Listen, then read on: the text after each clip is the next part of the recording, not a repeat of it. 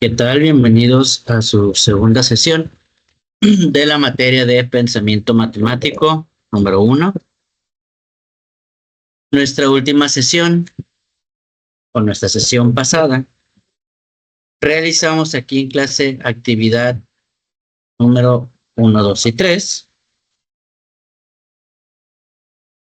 Y de igual manera la actividad 4, 5 y 6. ¿Ok? Vamos a continuar. Vamos a explicar un poquito para poder resolver actividad 7, 8, 9, 10, 11 y así sucesivamente. ¿Ok? Entonces, me vengo para acá. Toma de decisiones. Aquí.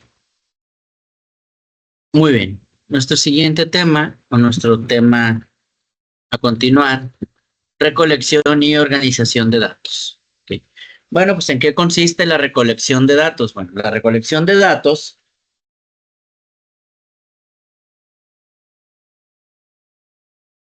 es un método por el cual las empresas recopilan y miden información de diversas fuentes, a fin de obtener un panorama completo, responder preguntas, evaluar resultados y anticipar, pues, futuras tendencias, ¿no?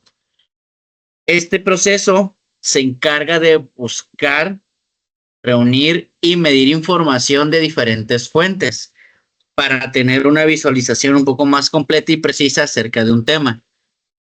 Para poder nosotros obtener o poder organizar nuestra información, primero necesitamos recolectar la información. Y obviamente, pues existen diferentes técnicas de recolección de datos. Una de ellas puede ser la observación, la cual pues realizamos por un tiempo continuo y sin interrupciones o sin intervenir. Únicamente observamos, analizamos y tomamos la información más importante de lo que estamos observando. Otra técnica pues son los cuestionarios o encuestas que pueden ser en línea, pueden ser presenciales, y estas pues usan preguntas ya sean abiertas o cerradas. Tenemos también los focus group, y estas pues son reuniones donde se discute un tema, y estas reuniones pues requieren de una persona que funja como moderador. Tenemos entrevistas que se basan en respuestas verbales en encuentros 1 a 1. Pueden ser guiadas o no pueden ser guiadas, dependerá del contexto de la información que queramos obtener. Formularios de contacto, fuentes abiertas, monitoreo, análisis de sitio web o historial de conversaciones. Todas estas técnicas nos van a servir para poder obtener información de algún tema de interés o de algún tema de investigación. ¿Ok? Y obviamente cuando nosotros obtenemos esa información, la recolectamos y esa información la podemos visualizar o entregar a visualización de diferente manera. Por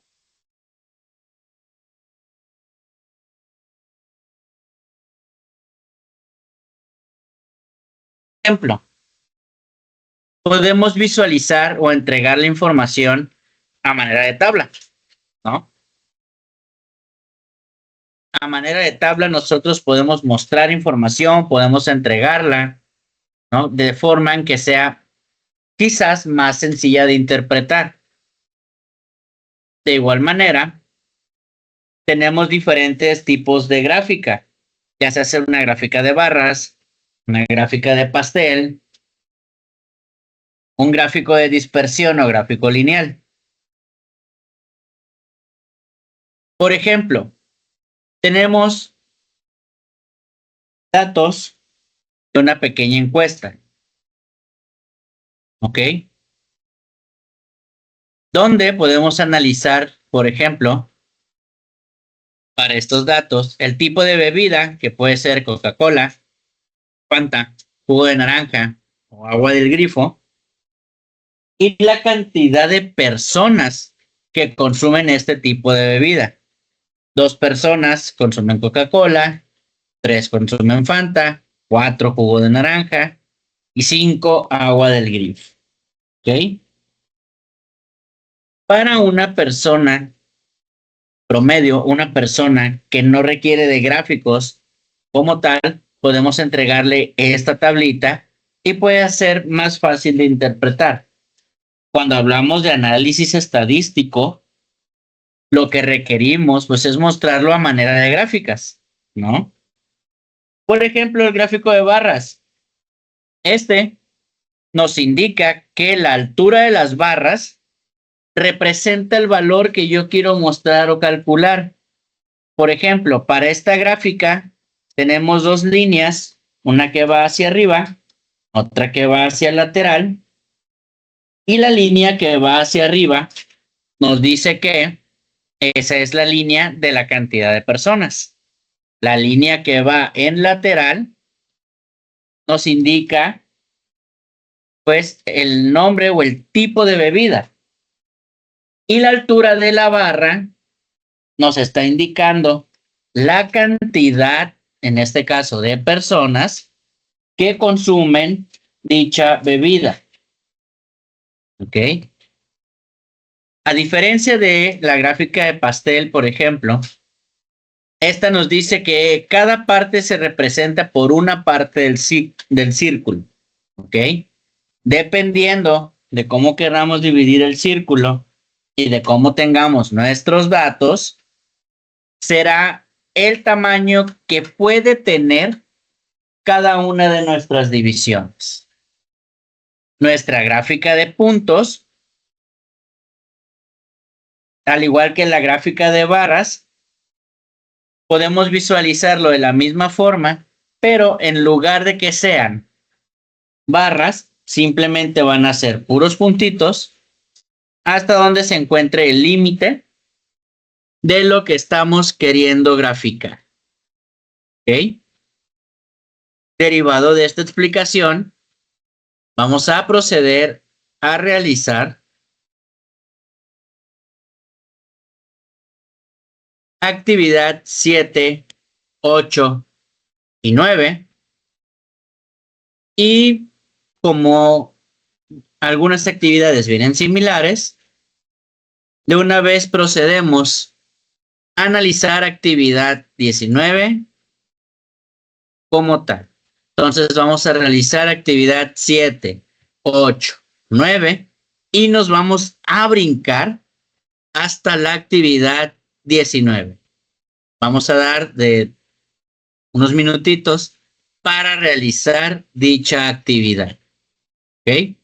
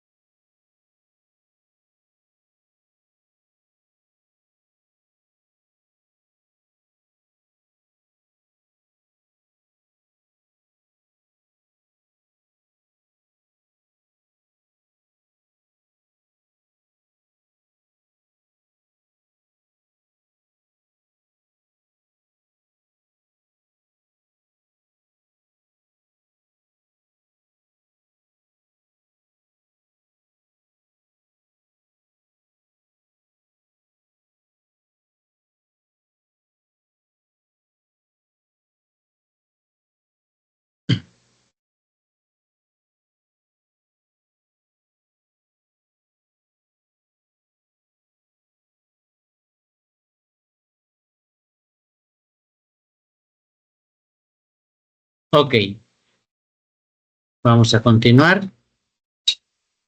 Siguiente tema.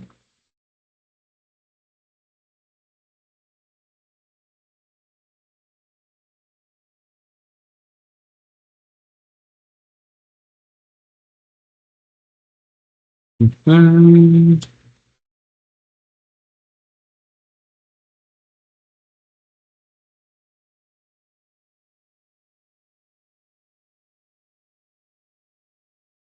aleatoriedad y el impacto del pensamiento estadístico en decisiones. ¿Sí? La aleatoriedad es un concepto fundamental en la parte del pensamiento estadístico, ya que permite modelar la incertidumbre y la variabilidad de los datos. Cuando hablamos de variabilidad, nos referimos al momento en el cual un dato puede llegar a cambiar. ¿Ok? La capacidad de generar y utilizar números aleatorios es crucial para diversas aplicaciones, desde simulaciones hasta la toma de decisiones basadas en probabilidades.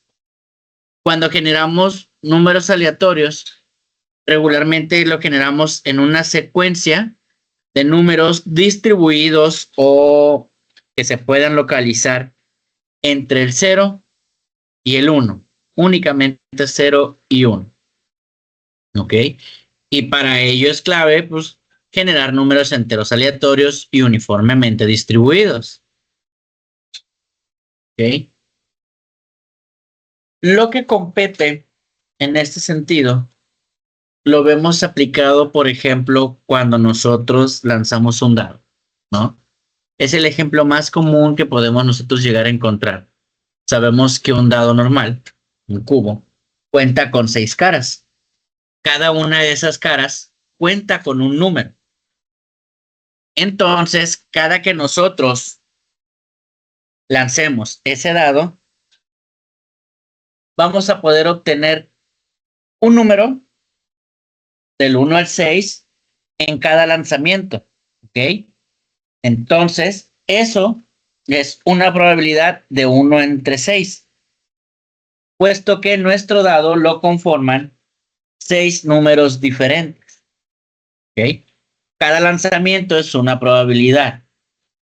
Derivado de eso y comprendiendo esa parte, vamos a analizar nuestra actividad número 10 y para poderla resolver, si no contamos con dados en físico, lo que podemos hacer,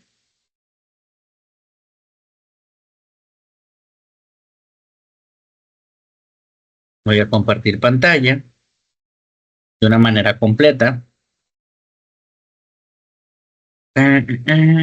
Segundo. Lo que podemos hacer es precisamente buscar en Internet, generar números aleatorios. ¿Ok?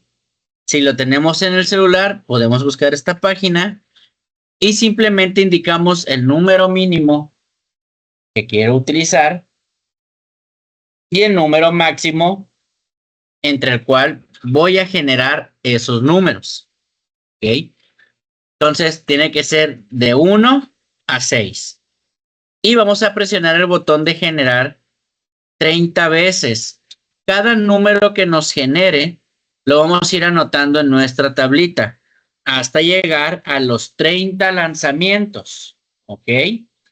Una vez que se cumplan los 30 lanzamientos, vamos a revisar cuántas veces se repitió el número 1, cuántas veces se repitió el número 2, cuántas el número 3, número 4, 5 y 6 sucesivamente.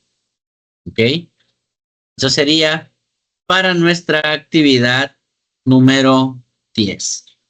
En caso de que lo queramos hacer en nuestra computadora, tenemos un programa de Excel, lo abrimos y simplemente le damos igual aleatorio punto entre 1,6, como nos dice el problema, y este nos va a generar en automático un número del 1 al 6. Nos posicionamos en la esquina inferior cuando se pinte o se cambie nuestra figura a una X, a una cruz negra, y le damos en arrastrar hacia abajo para que nos genere ese listado de nuestros 30 números. ¿Ok? Vamos a dar unos minutos para la realización de este ejercicio.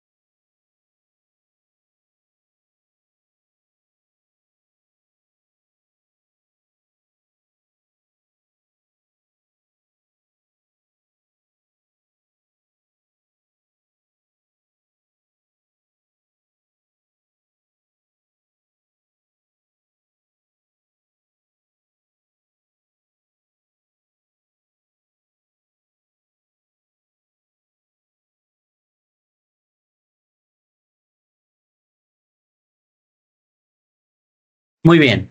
Ahora, para mi actividad número 11, ya no necesito generar los números aleatorios. ¿Por qué? Porque ya tengo mis números aquí.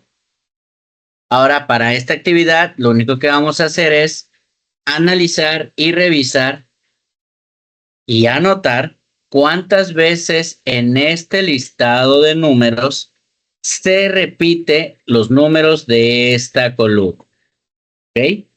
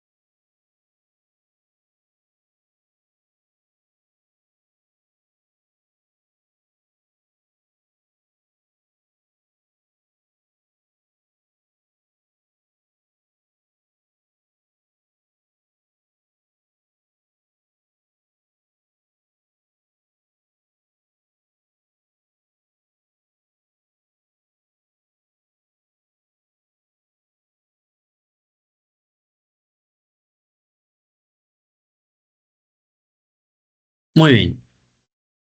La actividad número 12 y número 13 la vamos a dejar de tarea, por así decirlo, para que ustedes puedan conseguir los dados y para la actividad número 13 puedan armar ese tetraedro que se ocupa para dicha actividad. Nos vamos a pasar a actividad 14 y para ello nos vamos a regresar a la parte teórica para explicar un poquito acerca de esto.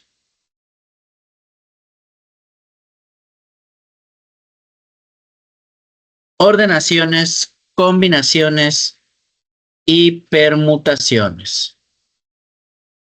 Voy a compartir pantalla completa y voy a abrir mi blog de notas para la explicación. Muy bien. Dice ordenaciones u ordenamiento. Se conoce también como permutaciones sin repetición. Quiere decir que esto pues no se va a repetir en ningún momento. El número de ordenaciones de n objetos es el número de formas en los cuales puede acomodarse esos objetos en términos de orden.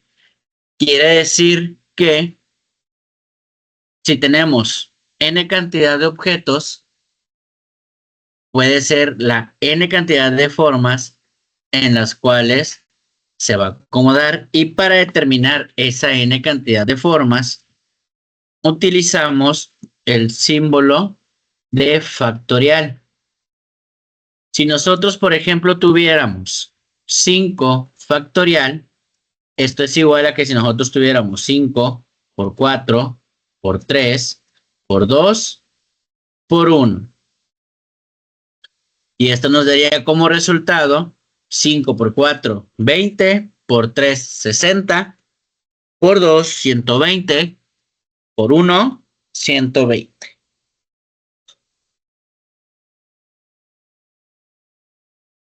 Si tuviéramos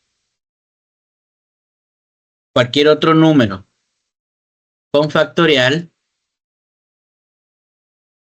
entonces tendríamos 4 por 3 por 2 por 1.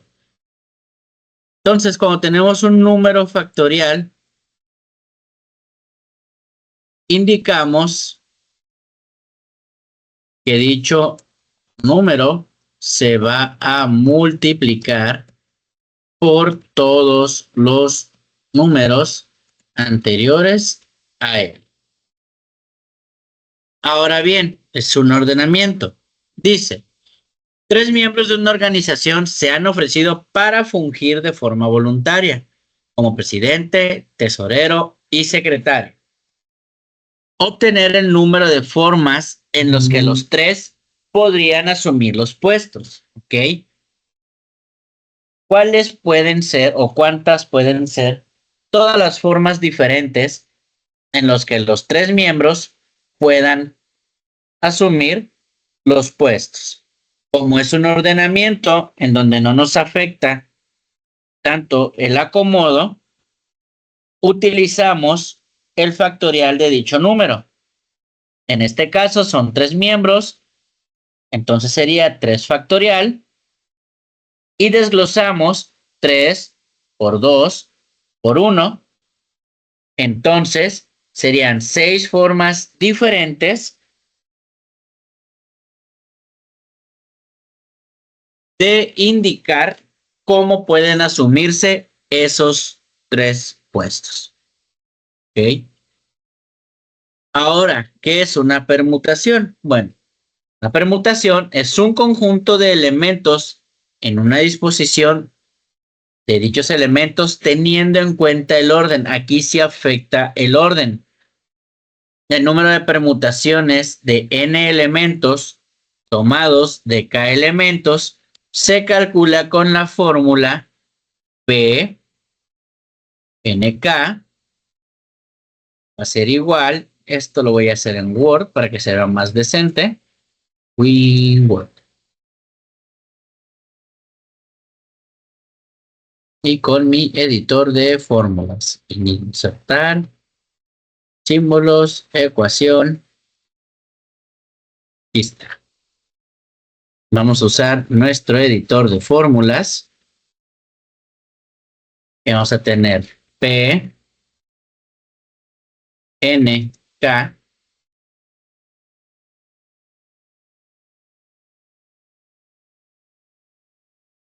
va a ser igual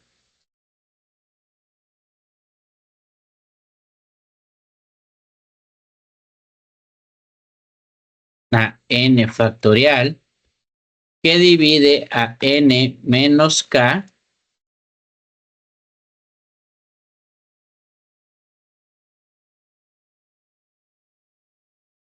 factorial, donde N es igual al número de elementos totales y K es el número que se toma como muestra. ¿Ok? Para poderlo explicar de una manera más aplicada, voy a resolver yo la actividad número 14 y en el caso de ustedes realizarían la actividad número 15. ¿Ok? Yo resuelvo actividad número 14. Ustedes resuelven actividad número 15. ¿Ok? Un momentito.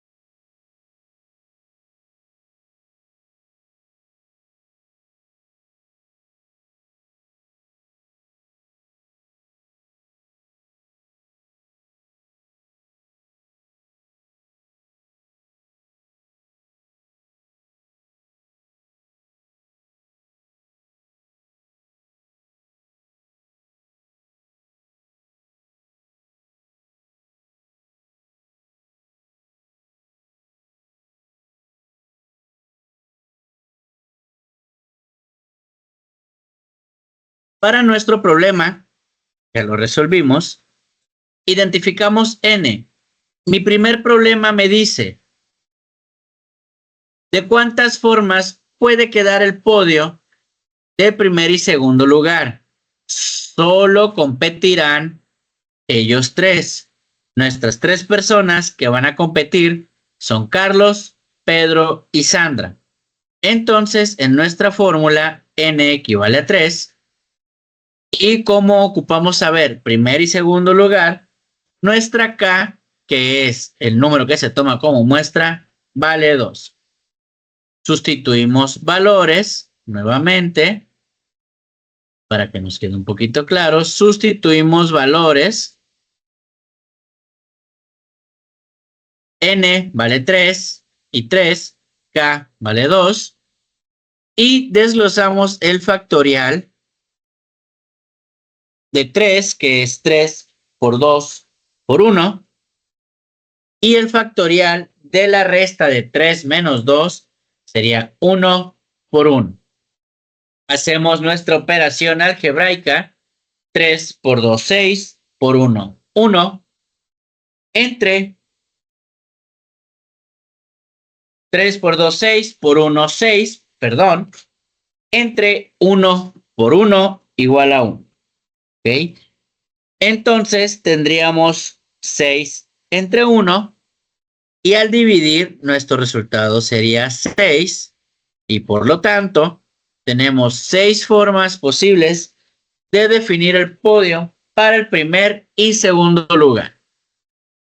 Damos unos minutitos para que lo noten y vamos a explicar el problema número 2 de la actividad número 14.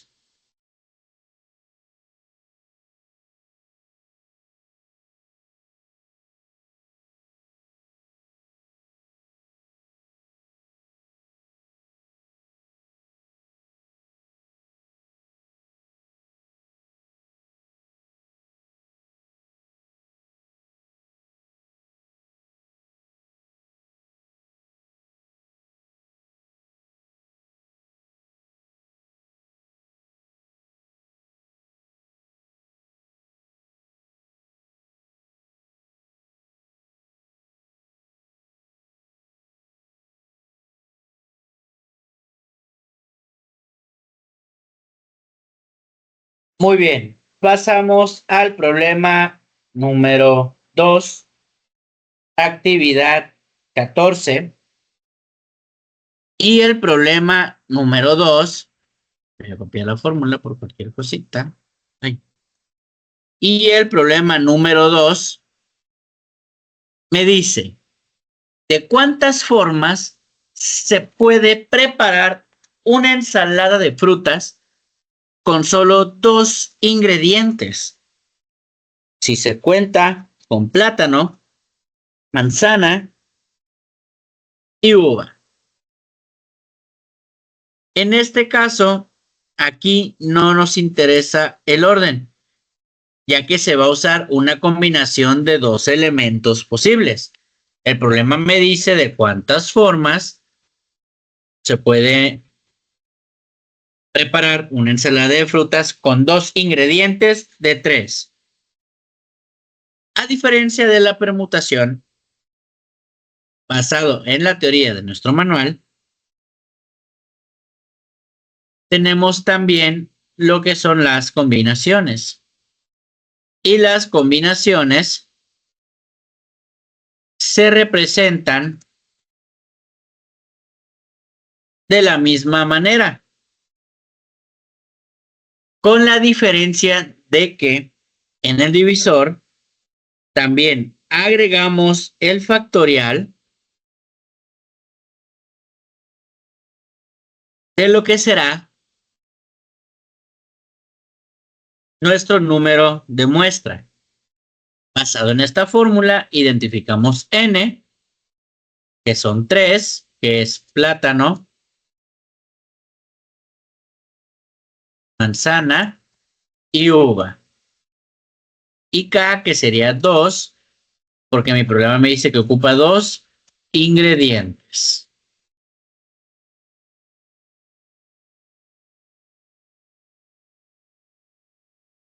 Muy bien. Ahora copiamos la fórmula. Una vez que ya identificamos valores, sustituimos valores. Son 3 y 2. 3 factorial, 3 factorial, 2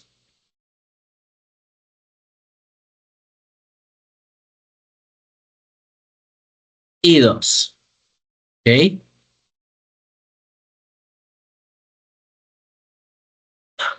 Ahora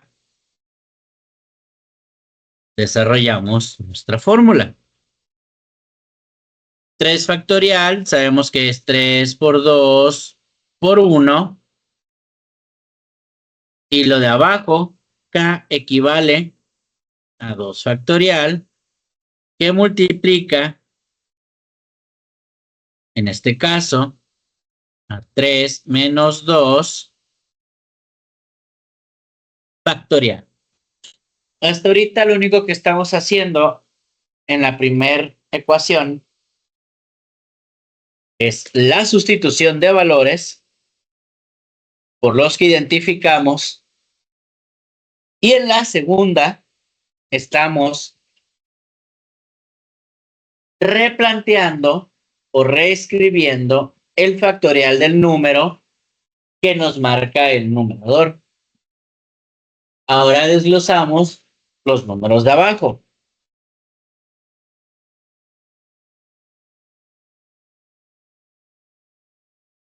Arriba dejamos igual. 3 por 2 por 1. Y abajo, si cambiamos, sería 2 por 1, que multiplica a 1 factorial. ¿Ok?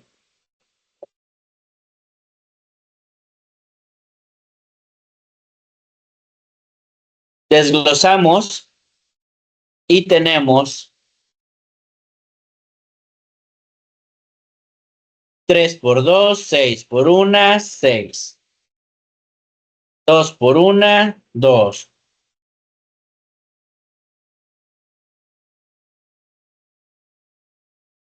Y 1 factorial es 1 por 1.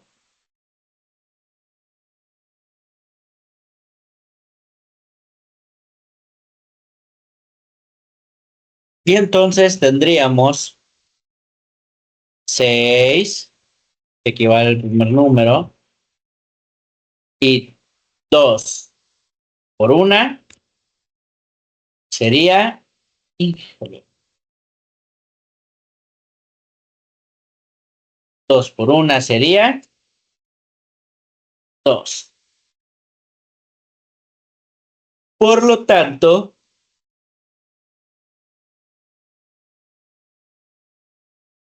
tanto, hay 3 formas de preparar la ensalada de frutas con 2 ingredientes.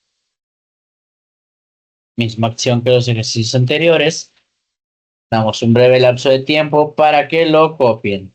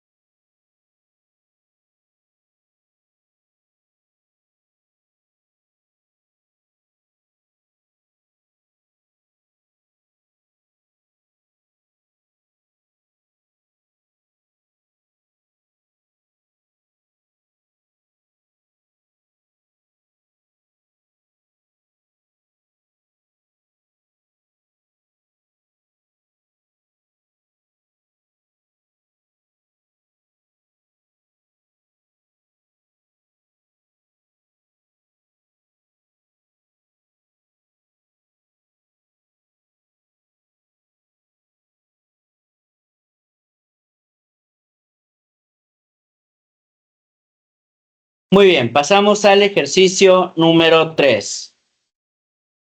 Ejercicio número 3 me dice, ¿de cuántas formas pueden hacer cola 5 amigos para entrar al cine?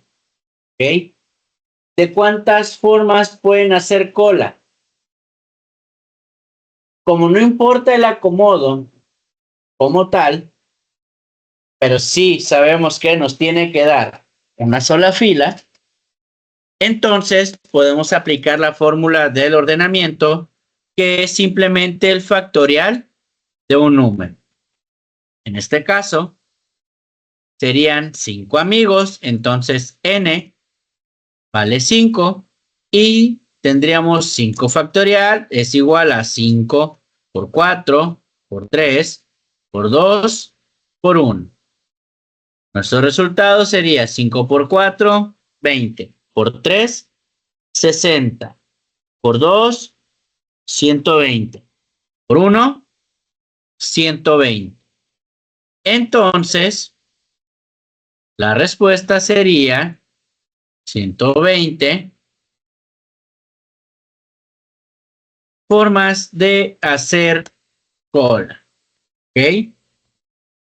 120 formas de hacer cola. Le voy a poner aquí. Problema número 3, página 14. Página 14 yo. Actividad 14. Actividad 14. Mi práctica de acá arriba. Esta sabemos que fue nuestro problema 2. Y este será nuestro problema 1. Muy bien. Vamos a dar unos segunditos. Ahí está. Damos un par de segunditos para que lo copien. Y procedemos a resolver el problema número 4.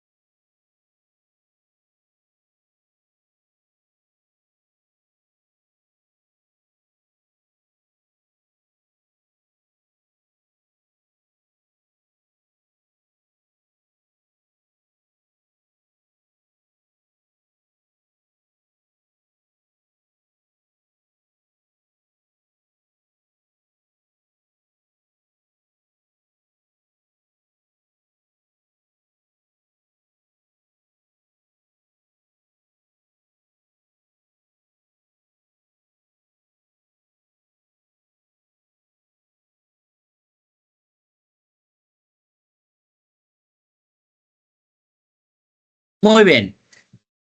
Problema número 4.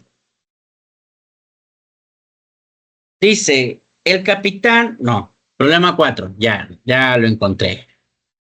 ¿De cuántas formas puede un juez otorgar el primero, segundo y tercer premio en un concurso que tiene 8 concursantes? Misma acción, problema número 4, actividad 14, y me voy a subir para copiar la fórmula de la permutación, que es la que vamos a ocupar.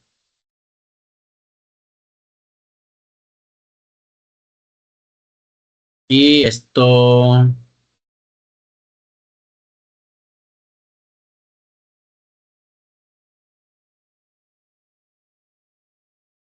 Vamos a cambiarlo. Sin color. Y quedamos que es N, K, N, N, K. Muy bien. Derivado de esto, analizamos nuestro problema. El juez quiere otorgar. Ay, una disculpa. El 3 soy yo. El juez quiere otorgar primero, segundo y tercer premio. Entonces, nuestra K vale 3, que es primero, segundo y tercer premio. Y nuestra N dice, en un concurso que tiene 8, que son los concursantes. Misma acción que lo anterior, sustituimos Ns por 8, sustituimos Ks por 3.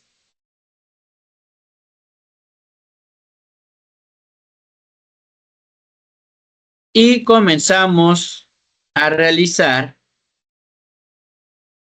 nuestra operación.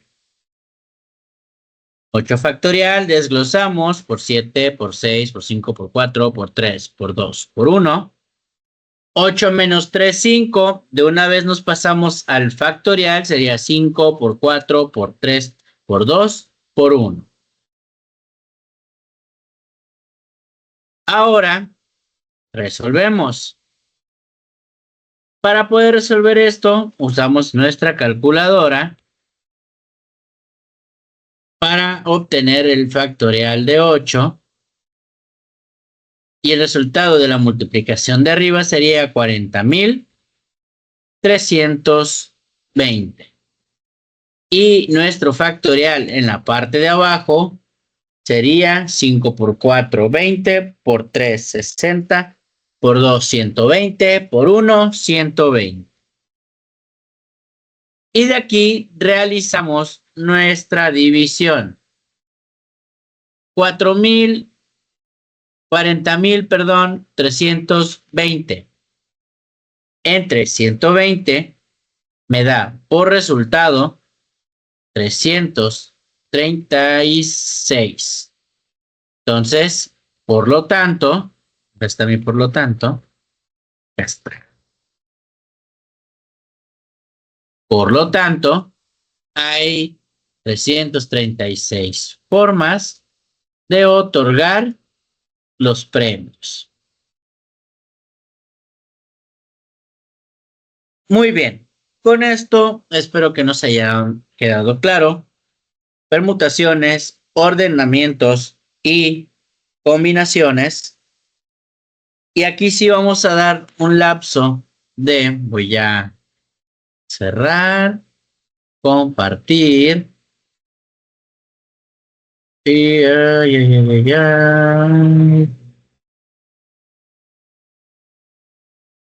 vamos a compartir ventana. Compartir, acá está. Y nos vamos a ir, como ya expliqué, hay ejercicios de la actividad 14. Nos vamos a ir a que ustedes realicen ejercicios de la actividad número 15.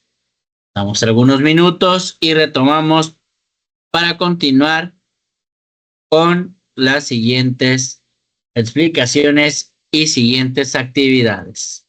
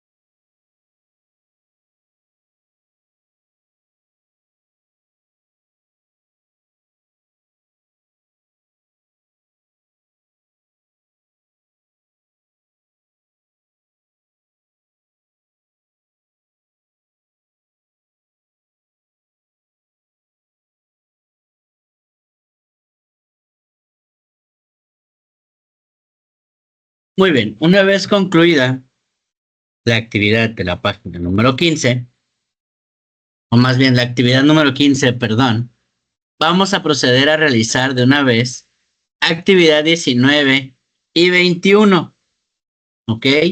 La actividad 19 y 21 va relacionada un poco a lo que vimos con respecto a las técnicas de recolección y representación de datos, ¿ok? Entonces, vamos a dar unos minutitos para la actividad 19 de una vez y actividad 21. Y una vez concluida, procedemos a seguir evaluando y revisando la parte teórica. Nuevamente repito, actividad 19 y actividad 21.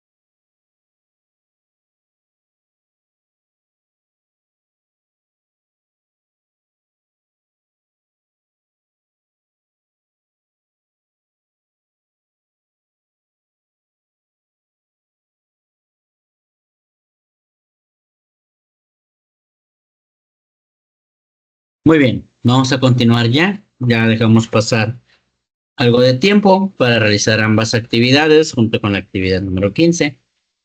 Y continuamos con un nuevo tema, recolección de datos de fuentes confiables e identificación de variables relevantes.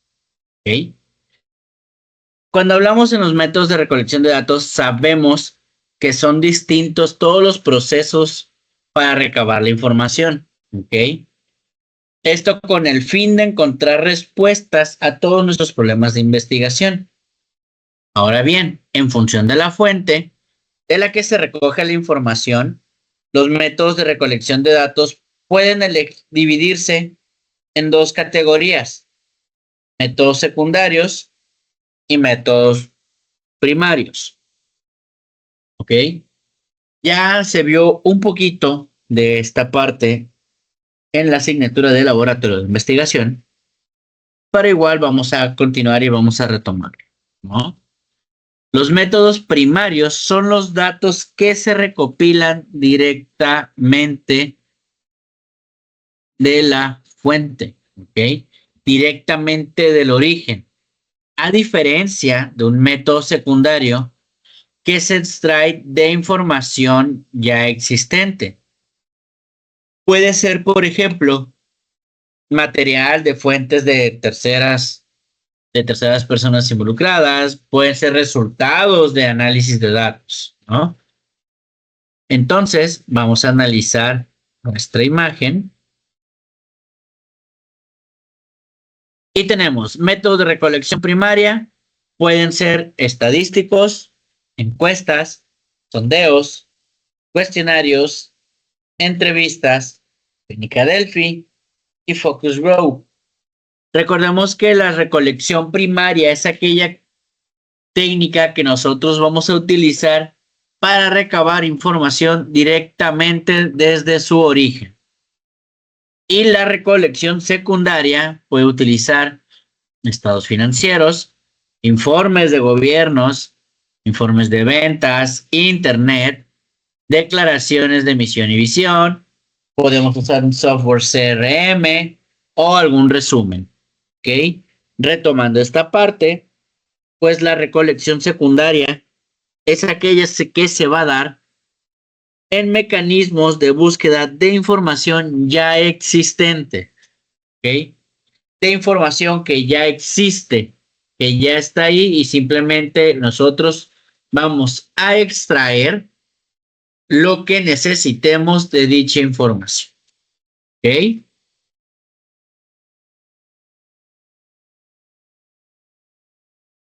Ahora bien, dentro de la parte de análisis de datos o de análisis de información,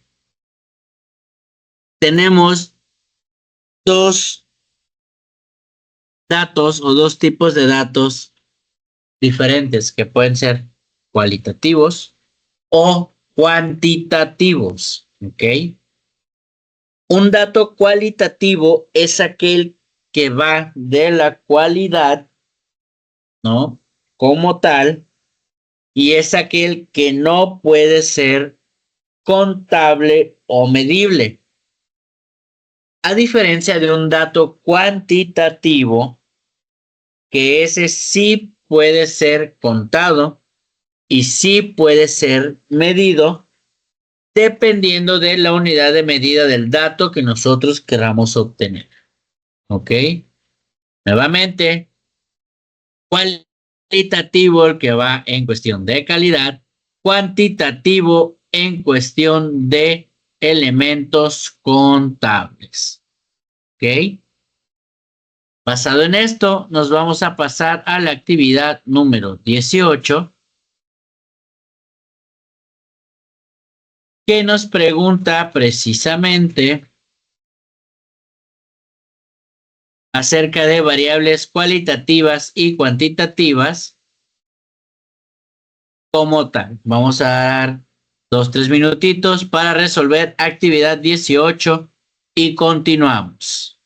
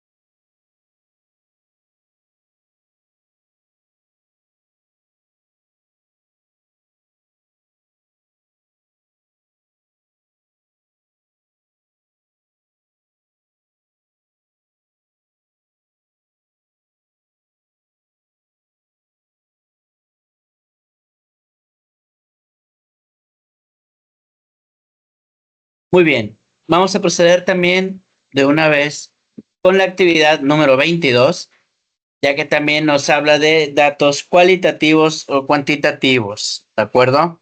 Actividad 22, datos cualitativos, cuantitativos. Y nos van a quedar pendientes 23, 24, 25, 26, 27, 28 para la siguiente sesión.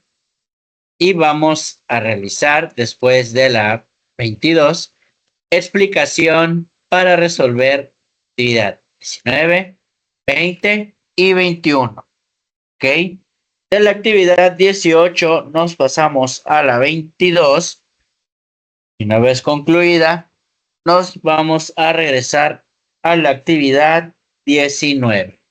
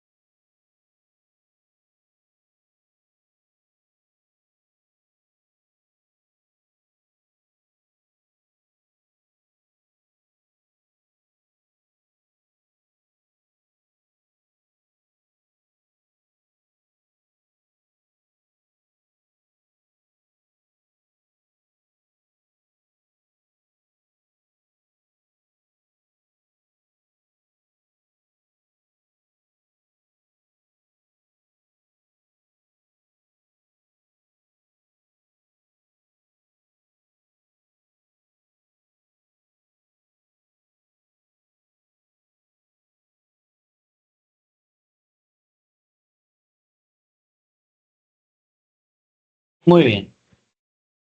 Siguiente tema.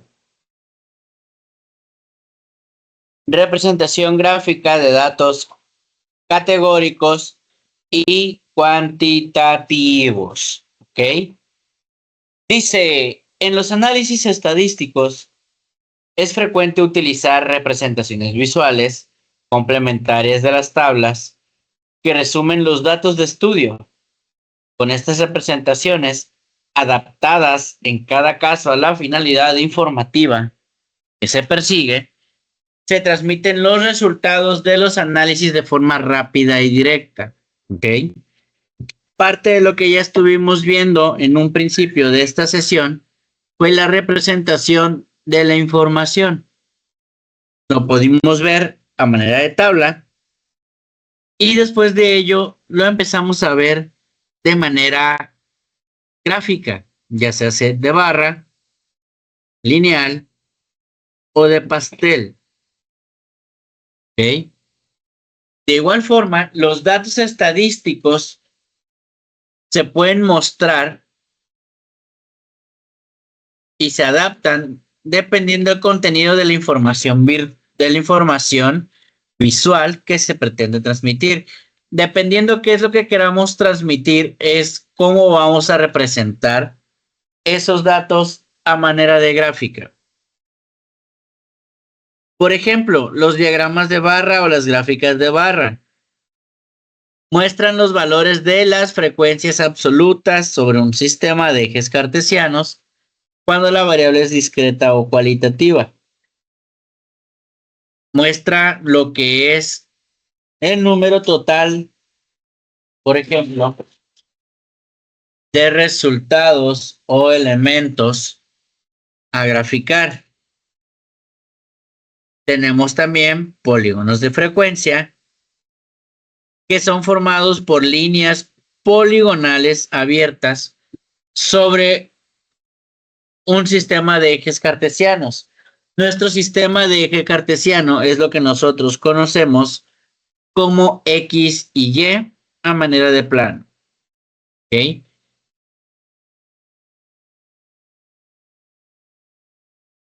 Tenemos gráficos de sectores o de pastel o de tarta o circulares, como lo queramos reconocer. Y estos pues dividen un círculo en porciones proporcionales según el valor de las frecuencias relativas. Tenemos pictogramas, que en realidad son diagramas de barras en la que las barras se sustituyen pues con dibujos. Podemos hacer una gráfica de barras, pero en vez de poner barras, podemos poner al final un dibujo alusivo a lo que estamos queriendo graficar. ¿Ok? Una vez comprendido y analizado esta parte, procedemos a realizar actividad número 19,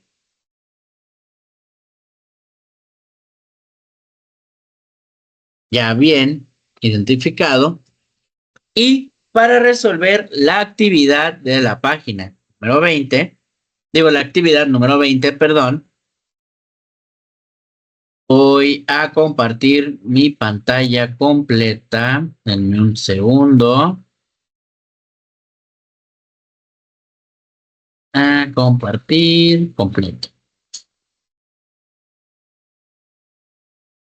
Para resolver la actividad 20, ocupamos frecuencia relativa y ocupamos porcentajes. La columna de grados, por esta ocasión, lo podemos dejar vacío sin ningún problema y nos vamos a concentrar en estas dos. ¿Ok?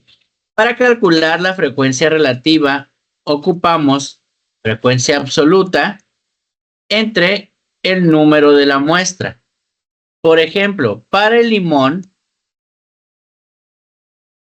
dentro de esta actividad, sabemos que cuenta con una frecuencia absoluta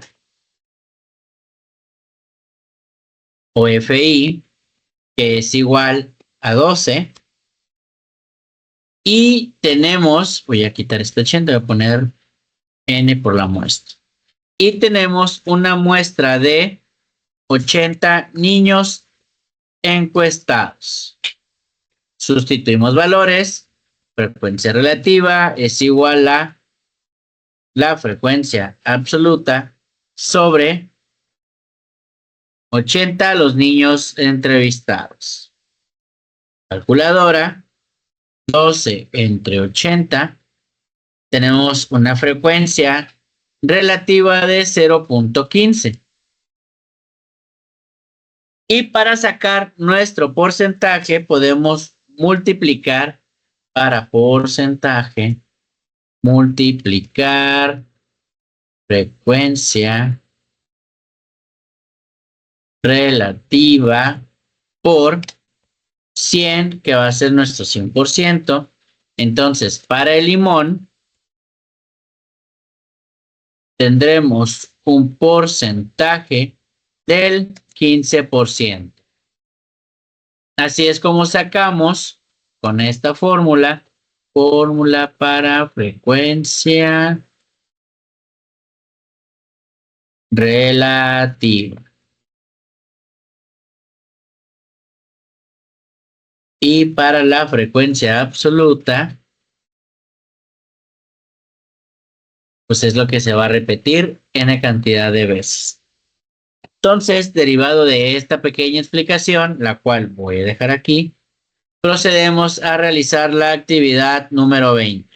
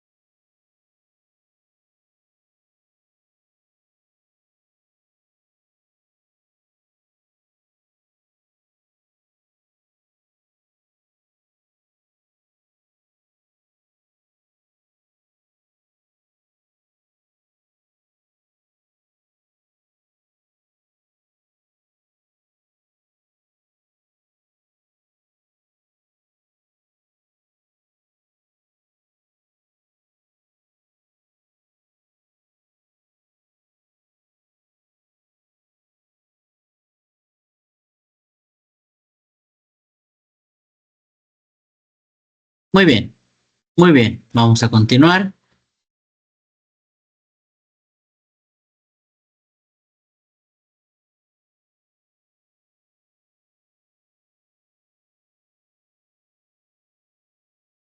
Y analizamos ya un poquito más de teoría. ¿Ok?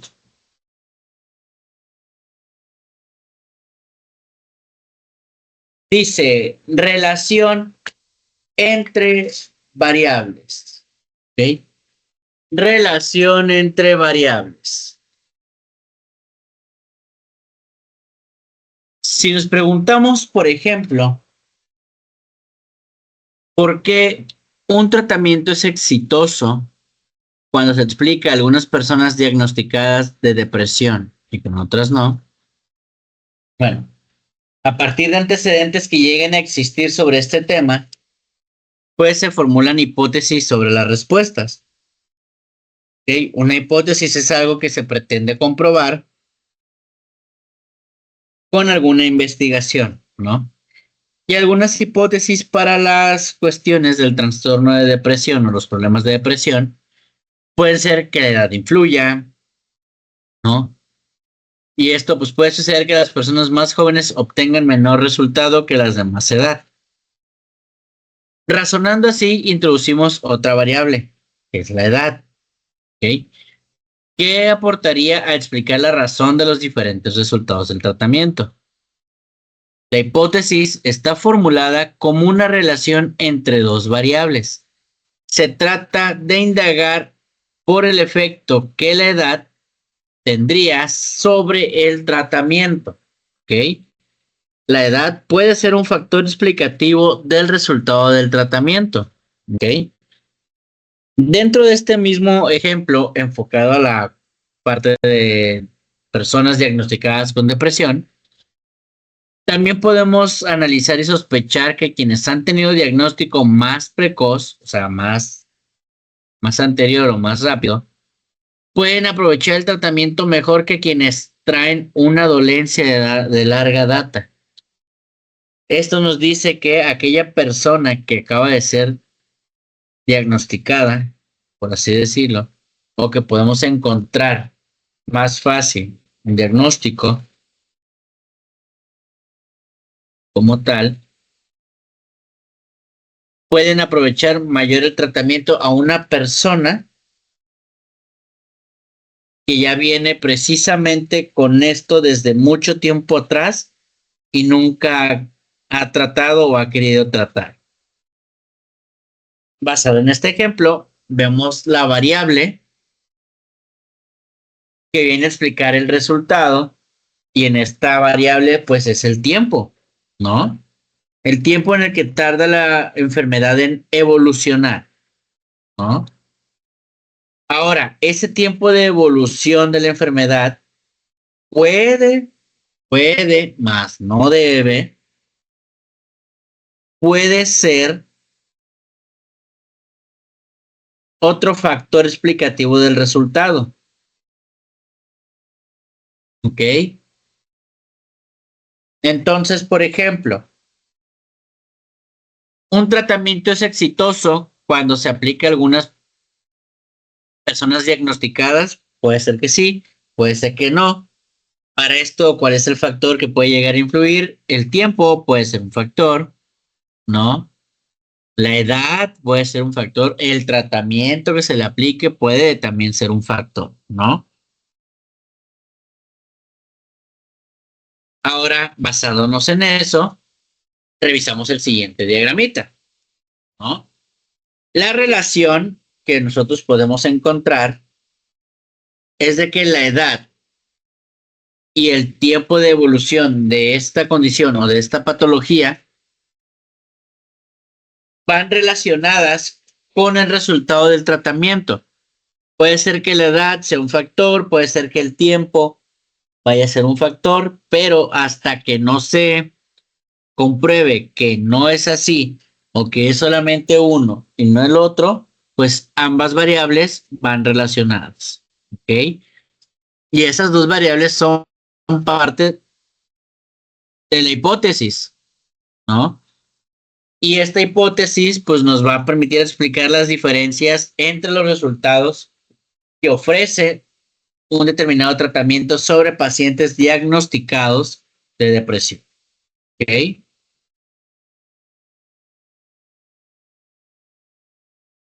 Nuestras variables, nuestras variables y la relación que puede existir entre ellas se les llaman de diferentes maneras. Tenemos variables dependientes, que es aquella que se mide en un experimento. Una variable dependiente es aquella que se mide en un experimento y se espera que cambie en respuesta a la manipulación, perdón, de la variable independiente. ¿Okay? Esta variable dependiente, pues es el efecto en lo que conocemos como relación, causa y efecto de lo que se va a investigar. A diferencia de la variable independiente, que es la que uno como investigador manipula o controla para observar su efecto sobre la variable dependiente.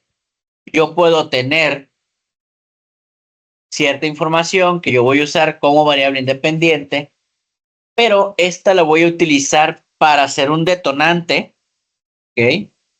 Hacia la variable dependiente.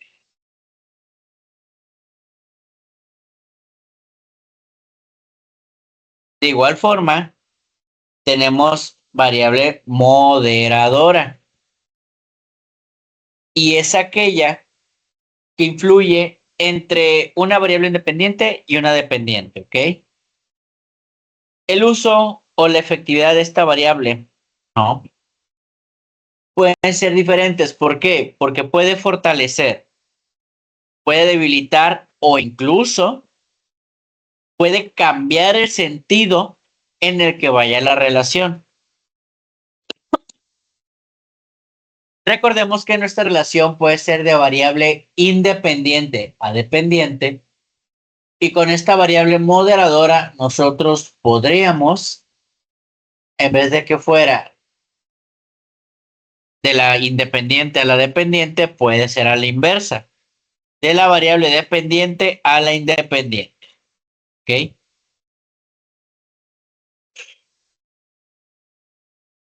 Y tenemos también variables extrañas. Y estas pues son situaciones o factores que no se consideraron en un principio y que al momento de que ocurran pueden afectar los resultados de un experimento. ¿Ok? Estas variables pueden confundir la relación entre las variables que ya tenemos, llevando a resultados engañosos o diferentes. Entonces, la variable extraña,